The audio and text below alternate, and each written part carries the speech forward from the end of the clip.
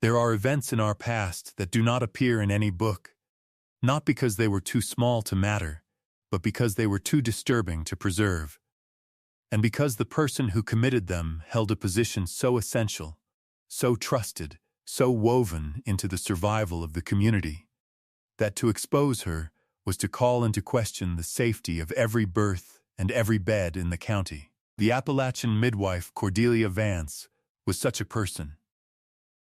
She was 49 years old when the truth finally came for her, and for most of her adult life she had been the only thing standing between the women of a remote West Virginia county and the terrors of childbirth in a place with no doctor, no hospital, and no help. They called her when the pains came. They trusted her with their lives and the lives of their children. And she is gone from the history books because what she did with that trust was a thing the county could not bear to write down. We are going to write it down now. Before we begin, drop a comment and tell me where you are watching from, and whether you or someone you love came into the world with the help of a midwife or a country doctor. I ask because this is a story about the woman who brings life into the world, and about what happens when that woman decides who is permitted to keep it. And by the time we are finished, you may look at the oldest, most trusted figure in any community a little differently. The West Virginia mountains in the 1890s were a place where childbirth was the most dangerous thing a woman would ever do, and she would do it many times. There were no hospitals in the back counties. A doctor, if one existed within a day's ride, was an expense most families could not bear, and a presence most births did not warrant in the eyes of the time. And so the birth, that most perilous and most ordinary of events, fell to the midwife, a woman of experience and standing, who came to the cabin when the labor began and stayed until the child was delivered and the mother out of danger, or not. The midwife in such a place was among the most important and most trusted figures for miles. She held the secrets of every family, for she was present at the most private and vulnerable moments of their lives. And crucially, she operated in a world where the death of an infant or of a mother in childbed was so common, so expected, so woven into the grim fabric of mountain life, that no death she attended would ever, by itself, raise the smallest suspicion. Cordelia Vance was the midwife for a wide stretch of that county, and had been for nearly 30 years. She was, by the surviving descriptions, a tall, spare, capable woman, calm and unhurried in a crisis, with strong, sure hands that had brought hundreds of children into the world. Her hair had gone iron gray, and she wore it severe. Her eyes were described as pale and steady, the kind that did not flinch at blood or pain, which was exactly what a laboring woman wanted to see at her bedside. She was respected to the point of reverence. Mothers asked for her by name. Families that could agree on nothing else agreed that when the time came, you sent for Cordelia Vance, and you were grateful she would come, and you put your wife's life and your child's life entirely in her hands, because there was no one else, and because she had never given anyone a reason to do otherwise. She had delivered the mothers when they themselves were born. She had delivered their first children and then their grandchildren. She was woven so deeply into the life of the county that whole families could trace their every entrance into the world back to her two hands. To question her was unthinkable, not merely because she was trusted, but because she was, in a sense, the author of half the county, present at the beginning of nearly every life in it. No one suspects the hand that first held them. For years, decades even, there was nothing that anyone in the county would have dreamed of calling wrong. Babies died. Mothers died. That was the terrible arithmetic of the mountains, and no one connected it to the woman who was present at so many of those deaths, because she was present at nearly all the births, the ones that lived as well as the ones that did not. And so her presence at a death was no more remarkable than her presence at a birth. The deaths she caused hid perfectly among the deaths she could not prevent. The way a single poison tree hides in a dying forest. She had positioned herself, whether by design or by some slow corruption of decades, at the exact point in the life of the community where death was most expected and least questioned. The first sign that something was wrong came not from a death, but from a pattern noticed by a single observant person, a younger woman named Reba Hatfield, who had begun to assist Cordelia Vance at births, in the way that midwives took on apprentices to carry the knowledge forward. Reba was present at a number of births over the course of a year, and she began to notice something that troubled her sleep. There were births, she later testified, healthy births, where the child came into the world whole and crying and well, where the mother was strong and the danger past, and where, in the hours afterward, when Reba had been sent home or sent to rest, the child would nonetheless be dead by morning, and Cordelia Vance would explain it with the calm, sorrowful authority of 30 years. A weakness of the breath, a turning blue in the night, a thing that happened, a thing no one could have prevented. Reba had seen the children alive and well. She could not understand how they were dead. Nobody else thought too much of it. Infants died in the night in those mountains all the time. It happened in every hollow, every season. And then Reba began, quietly and with growing dread, to keep her own count, the way the conscientious do when something will not let them rest. She compared the births she had attended with Cordelia Vance against what she knew of births attended by other midwives in neighboring areas, and the comparison frightened her badly. The rate of death, particularly the rate of healthy children dying mysteriously in the hours after a successful birth, was far higher under Cordelia Vance than anywhere else. And there was a second pattern, more disturbing still. A number of the mothers, too, had died in the days after delivery, of fevers and weaknesses, and when Reba looked closely, she saw that the mothers who died were disproportionately the ones whose families had a little property, a little money, a small inheritance that, with the mother gone, would pass in ways that, in more than one case, had quietly benefited Cordelia Vance herself, through debts forgiven, lands sold cheap, gifts pressed upon the indispensable midwife by grieving husbands who did not know what they were thanking her for. There was one case that Reba Hatfield could never put out of her mind, and it was the one that finally drove her to speak. A young woman named Idella Mullins, healthy and strong, gave birth one autumn night to a fine, fat boy, and Reba had held the child herself, had felt the strength of his cry and the grip of his small hand, and had gone home near dawn glad in her heart that this one, at least, was safe. By the next evening the child was dead, and Idella herself was burning with a fever from which she would not recover within the week, and Cordelia Vance attended both their deaths with the same calm sorrow she brought to everything. Reba could not reconcile it. She had seen the boy thrive. She had seen the mother whole.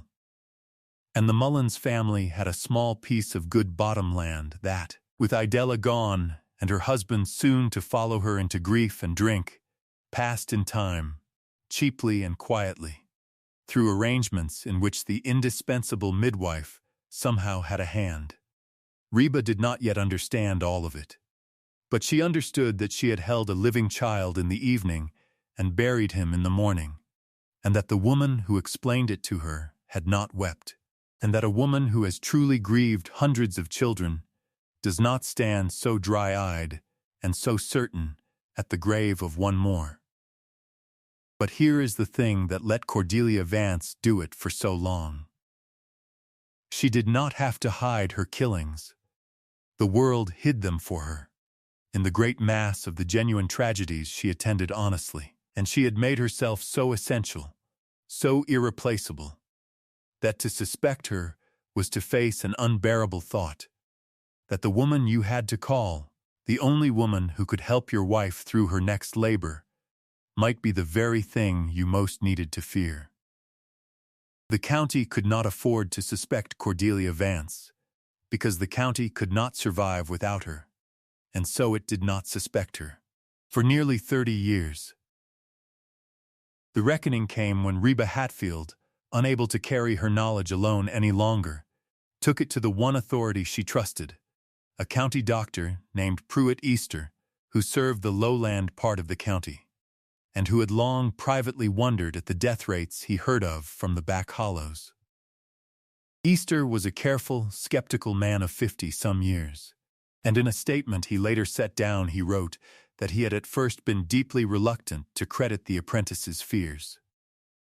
Because the accusation was so monstrous and the woman so universally trusted that to voice it was very nearly to commit a crime oneself. But he was a man of science, and he did what Reba had done, only with more rigor. He gathered the records of births and deaths across the county over the years, and he laid them side by side, and the pattern that emerged was, he wrote, the most chilling document he had ever assembled. A quiet massacre, conducted across 3 decades within the very event meant to bring forth life. What made the pattern so hard to see, he noted, and so hard to prove, was its patience. Cordelia Vance did not kill at every birth, or even at most of them. She brought hundreds of healthy children safely into the world and tended hundreds of mothers back to strength, honestly and well. And those true successes were the soil in which her killings were buried. A midwife who lost every child would have been found out in a season. A midwife who lost only a few more than the cruel average, scattered across 30 years, blended perfectly into the ordinary sorrow of the mountains.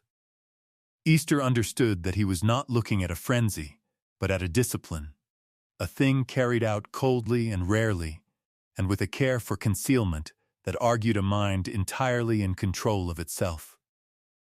Which was, he wrote, far more frightening than any madness. Outside, the wind moved low across the winter fields. The cabins sat far apart in the cold. The mountain had nothing to say. What gave it away in the end, what turned a damning pattern into undeniable proof, was a search of Cordelia Vance's own home, conducted at last under a magistrate's order. In her cabin, the searchers found the ordinary tools of her honored trade, and they found something else, kept in a trunk, a thing that Dr. Easter wrote he could not look at without a coldness settling into his chest that never fully left him for the rest of his life. It was a quilt. A large quilt, the kind a mountain woman might spend years piecing together, and Cordelia Vance had been piecing this one together for decades. But it was not made of cloth scraps in the ordinary way.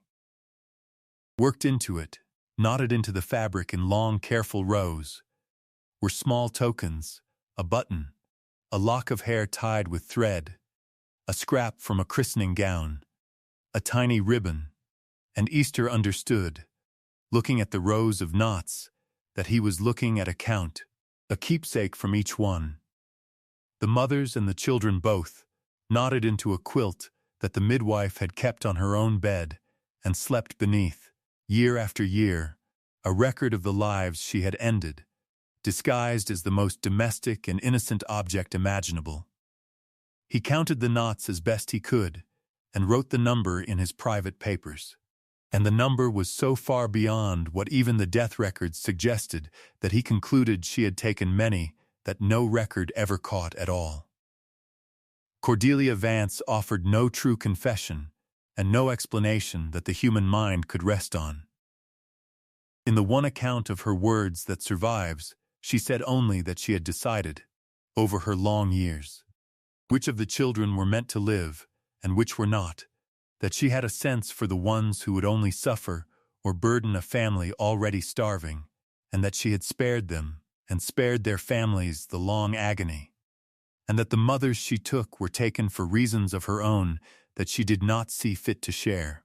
She spoke of it as a kind of mercy and a kind of right, the right of the woman who stood at the threshold of life to decide who crossed it, and Easter wrote that there was not a flicker of doubt in her, that she believed herself wiser and kinder than God, and that this serene certainty was a thing he had no name for and hoped never to encounter again.